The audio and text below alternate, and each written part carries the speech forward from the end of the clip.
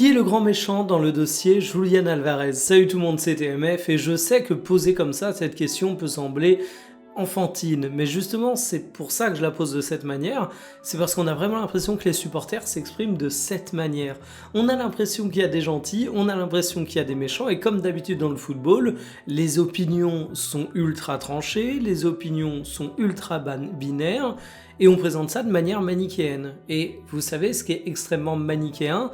Une vision infantile justement, où d'un côté on a les méchants, d'un côté on a les gentils, et la réalité vous le savez, elle est bien plus complexe que ça. Mais quitte à essayer de chercher un coupable, on va jouer à ce petit jeu dans cette vidéo. En fait on va procéder en 3 parties.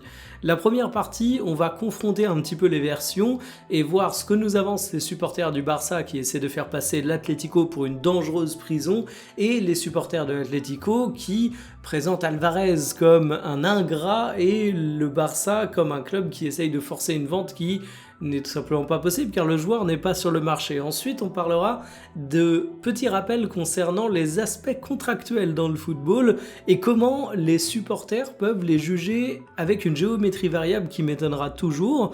Et puis on terminera la vidéo en parlant de l'avenir et on verra surtout à quel point c'est difficile d'anticiper les choses. J'aurai des exemples qui vont vous ramener parfois 2 décennies en arrière et vous allez le voir, il y a des destins de joueurs qui sont très difficiles à anticiper. Autant vous dire que pour Julián Álvarez, on pourra avoir des surprises. L'Atlético ne veut toujours pas vendre Álvarez, c'est le sujet. Installez-vous confortablement et bienvenue pour cette nouvelle vidéo Talk My Football.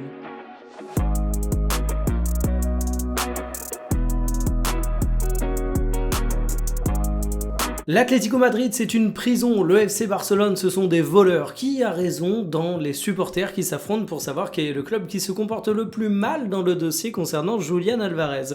On va commencer avec le point le plus mis en avant par les supporters du Barça quand il s'agit d'attaquer l'Atlético, ce serait le fait que l'Atlético Madrid avait promis à Julián Álvarez d'étudier les offres. Et ça, c'est tout simplement vrai. C'est quelque chose qui a beaucoup circulé dans la presse, où on a eu des sources croisées très différentes qui ont toutes été dans le même sens. Il y a bel et bien eu à un moment, on parle notamment du mois de février 2026, une discussion entre l'Atlético et le clan Álvarez pour dire que oui, les offres allaient être étudiées. Mais attention, il y a un point qui est crucial, c'est que ça n'a pas donné lieu à un accord contractuel. C'est ce qu'on va qualifier parfois de gentleman agreement dans le monde du foot. Et finalement, quand l'offre du Real Madrid à 150 millions d'euros est arrivée, l'Atlético l'a déclinée. Quand l'offre du FC Barcelone à 100 millions d'euros, voire un peu plus, est arrivée, elle a été déclinée aussi. Donc partant de là, je comprends que oui, Julián Álvarez puisse avoir mauvaise envers l'Atlético Madrid, et oui, je comprends que la pilule ait du mal à passer. Ensuite, beaucoup de supporters du FC Barcelone mettent en avant le fait que de toute façon l'Atlético n'a pas de parole, puisqu'en plus de ça, ils avaient promis aux joueurs une augmentation salariale. Et là, pour le coup, ils ont tort, et c'est plutôt l'Atlético Madrid qui est dans son bon droit, et où on a l'impression que la communication du clan Julián Álvarez essaie de forcer un petit peu le rôle de méchant de la part du club espagnol. En fait, oui, Julián Álvarez, en termes de salaire, pourrait prétendre à mieux que ce qu'il a du côté de l'Atlético. Oblak est extrêmement bien payé par rapport à son statut. Julián Álvarez devrait être le numéro 1 du club, et d'ailleurs, depuis son arrivée en 2024, et même avant son arrivée en 2024, le joueur a été courtisé par des grands clubs qui lui promettaient plus de salaire que ce qui touche à l'Atlético Madrid. Mais finalement, là j'ai envie de vous dire, ok, ça veut dire que l'Atlético a très bien négocié le salaire de Julián Álvarez, est-ce qu'il y a bel et bien eu une promesse d'augmentation qui n'a pas été tenue? Dans le football, dans 99,9% des cas, on n'a rien sans rien, et il y a une proposition de revalorisation qui semble-t-il a été transmise à Julián Álvarez, mais s'accompagnait d'une prolongation. Et forcément, Julián Álvarez ayant déjà en tête depuis pas mal de temps d'aller du côté du FC Barcelone, quand cette offre de prolongation lui a été transmise il y a de ça pas si longtemps, il l'a tout simplement refusé. Il a donc refusé l'augmentation. Il n'y a pas eu de promesse pure et dure, de ce que j'ai pu voir sur pas mal de sources, d'une augmentation. Il y a beaucoup de gens qui vont prétendre ça, mais une fois que vous recherchez une source qui est fiable et où surtout ça vient de plus d'une personne, vous vous rendez compte que c'est extrêmement délicat. Et finalement, moi, dans ce côté qui est le grand méchant dans le dossier Julián Álvarez, ce que je retiens, c'est que 1. L'Atlético est dans son bon droit, que 2. Être dans son bon droit, parfois, c'est pas pour autant manager un dossier avec brio. Je ne considère pas que Atlético Madrid soit dans une faute majeure. Au final, il y a un contrat pour Julián Álvarez, il doit le respecter.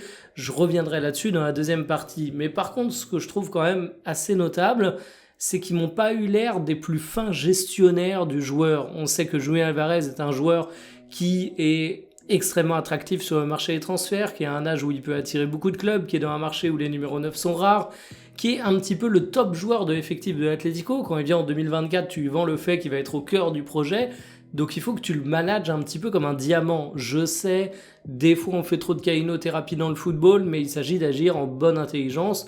Quand tu dis à un joueur que tu vas étudier les offres, même si tu t'engages à rien, même si ça veut pas dire que tu lui as dit on va forcément accepter une offre si elle dépasse par exemple 100 millions d'euros, bah tu dois quand même d'être un petit peu fair. Et je trouve que l'Atlético a été extrêmement maladroite dans sa gestion de Julián Álvarez, que oui, ils sont dans un bon droit, mais qu'il faut pas s'étonner de voir un joueur qui tire un petit peu la gueule.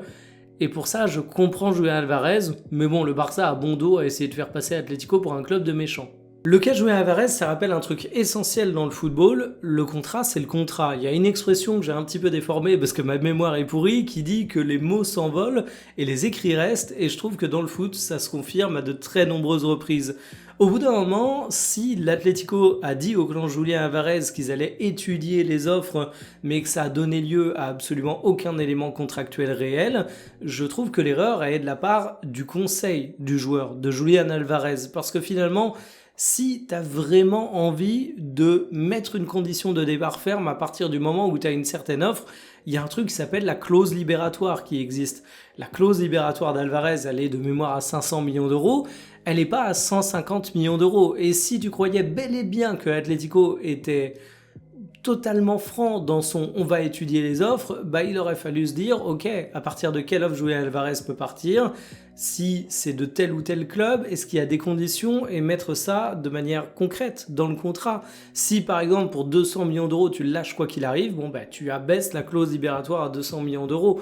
On sait que ce sont des choses qui se font, et d'ailleurs ça aurait pu rejoindre une autre revendication du joueur qui était l'augmentation salariale, parce que souvent quand tu as une prolongation d'un joueur, bah tu changes positivement ou négativement sa clause libératoire. Il y a même des renégociations entières qui se font là-dessus, et ça permet de sécuriser un petit peu tout le monde. Si tu as une prolongation avec une clause libératoire qui est mise à un niveau réaliste et pas irréaliste comme on voit beaucoup de clubs espagnols le faire parce que c'est simplement une obligation légale mais ils ont aucune envie de mettre réellement une clause libératoire, bah Álvarez il aurait eu son augmentation. Álvarez, il aurait eu des années de contrat sécurisés si jamais il devenait archi nul du jour au lendemain. Álvarez, il aurait eu sa porte de sortie. Et si finalement l'Atlético était de bonne foi dans le fait qu'ils accordaient une porte de sortie à Álvarez à partir d'un certain montant, bah ça les aurait pas dérangés parce qu'ils auraient mis justement ce montant pour lequel ils étaient d'accord, et ils auraient jamais contractualisé un montant plus faible que ce qui leur convient. Donc moi, franchement, là-dessus, si j'étais Julián Álvarez, je demanderais un petit peu à mon agent comment il a négocié ça. Ensuite, faut quand même se rendre compte que les supporters de foot, ils ont du mal avec les contrats et le monde du foot de manière générale. Quand je vois Frank McCourt qui s'insurge que Højbjerg ne parte pas du côté de Newcastle, bah ouais, Højbjerg, il a un contrat du côté de l'Olympique de Marseille, et en fait, ça marche dans les deux sens. Avec Højbjerg, on a un joueur qui veut rester au bout de son contrat parce que c'est son bon droit. Julián Álvarez, à l'inverse, on a l'impression que c'est un joueur qui considère qu'il peut casser son contrat à tout moment. Bah non mon gars, t'as signé jusqu'en 2030, peut-être qu'il y a un scénario où dans ta carrière, à un moment donné, ton club voudra te vendre et tu pourras rester malgré tout et profiter de ton gros salaire, mais là c'est l'inverse qui se produit. Et sur le côté, ouais mais aujourd'hui, Julián Álvarez, il y a une autre valeur sportive, on devrait l'augmenter en termes de salaire, ça c'est pareil. Il faut arrêter de fonctionner à géométrie variable. Quand un joueur signe pour un salaire stratosphérique et qui devient nullissime, que c'est une énorme déception, on l'a connu 1000 fois ça. Est-ce que le joueur va forcément réduire son salaire ? Alors il y a des cas où les joueurs ont réduit leur salaire, c'est vrai, mais c'était souvent accolé à des prolongations de contrat qui pour le coup les arrangeaient, mais on a aussi beaucoup de joueurs qui se sont dit « Ah non mon gars, moi j'ai signé pour admettons 10 millions par saison ». Alors c'est vrai qu'aujourd'hui, si je renégociais mon contrat, on me proposerait que 3 parce que je suis devenu claqué au sol, mais je vais kiffer mon contrat jusqu'au bout. Et le joueur est en bon droit de faire ça, mais ça marche là aussi dans les deux sens. Et en fait, Julián Álvarez, au moment où il a signé son contrat, il n'a pas signé une peine de prison en fait. Et d'ailleurs, il y a des clauses de rupture de contrat dans les cas où c'est hyper abusé, dans les cas où le club serait véritablement une prison. S'il y a une faute grave du club, tu as le droit de rompre un contrat de manière unilatérale. Mais évidemment, les clubs font gaffe à jamais faire de fautes graves. Tu vas avoir par exemple un non-versement des salaires. Évidemment, c'est pas le sujet pour Julián Álvarez. Il y a son salaire qui tombe tous les mois, tous les ans. Vous avez l'idée. Il y a le fait de harceler le joueur, mais ça doit être caractérisé par des choses très concrètes. Même les lofts dans le foot, qui sont honnêtement un harcèlement vraiment incontestable d'un point de vue logique. Si demain on vous met dans un placard à balai dans votre taf et qu'on vous retire toute mission, vous avez aucun problème au prud'homme à prouver que c'est du harcèlement. Dans le foot, le loft, il est beaucoup plus dur à caractériser légalement pour prouver que c'est du harcèlement. Mais même dans ce cas-là, c'est la galère. Alors imaginez Julián Álvarez, il n'est pas du tout dans un loft. Julián Álvarez, une fois qu'il va passer le mercato, il va jouer tous les week-ends avec l'Atlético Madrid, il va pratiquer son métier de façon totalement normale. Donc à un moment, il faut comprendre ça aussi quand on est supporter. C'est qu'en fait, c'est pas à géométrie variable. Et là, je vais m'adresser aux supporters du Barça, parce que j'ai un peu tapé sur l'Atlético, mais franchement, les deux camps sont assez détestables dans ce dossier. Les supporters du Barça qui sont en train de dire que l'Atlético est une prison, à votre avis, ils diraient quoi si Lamine Yamal essayait de forcer son départ avant la fin de son contrat ? Ils essaieraient de le retenir. Et si l'offre n'est pas satisfaisante, et s'ils estiment que le club acheteur pour lequel Lamine Yamal fait le forcing n'offre pas une offre décente, parce qu'honnêtement, l'Atlético ne considère pas que l'offre est décente pour Julián Álvarez, à tort ou à raison, mais c'est leur opinion, tous les supporters du Barça diraient « t'as un contrat, tu l'as signé, tu restes ». Donc au bout d'un moment, c'est la même chose pour Julián Álvarez. Julián Álvarez a envie de partir, l'Atlético Madrid le retient, donc il va forcément faire une mauvaise saison. Ça, c'est complètement faux. Oui, c'est complètement faux, et en fait, pour vous le prouver, j'ai sorti plein d'exemples historiques. On commence avec Thomas Müller, qui, en 2015, a eu la très mauvaise idée d'avoir envie de partir du côté de Manchester United et de quitter le Bayern Munich.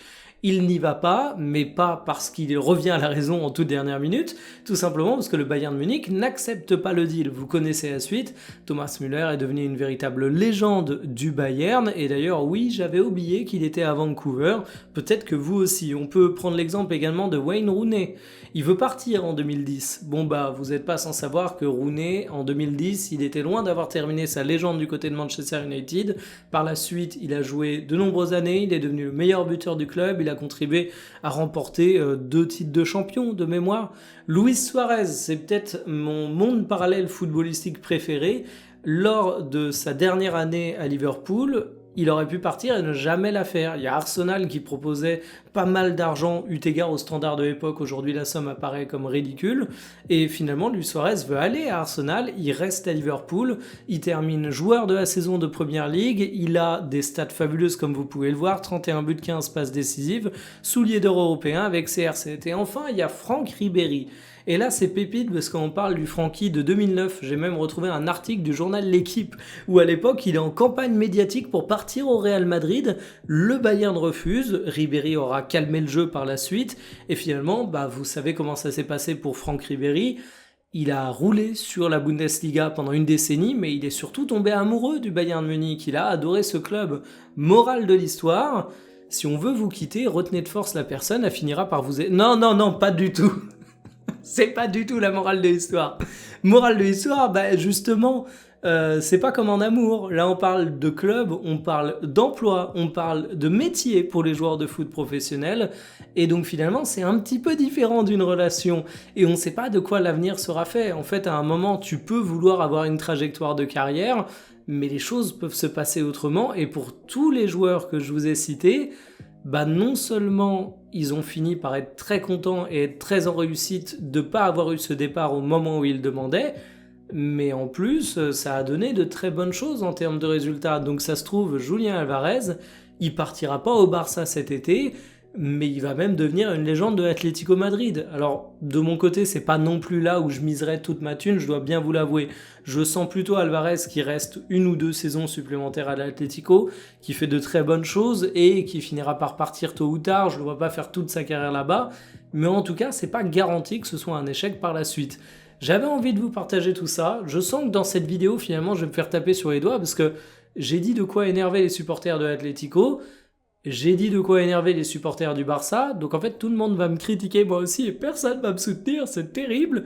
Mais en même temps voilà, je vous donne surtout mon avis en toute bonne foi et je trouve que comme dans pas mal de dossiers, les torts sont partagés. Moi je vous dis à demain pour une prochaine, salut.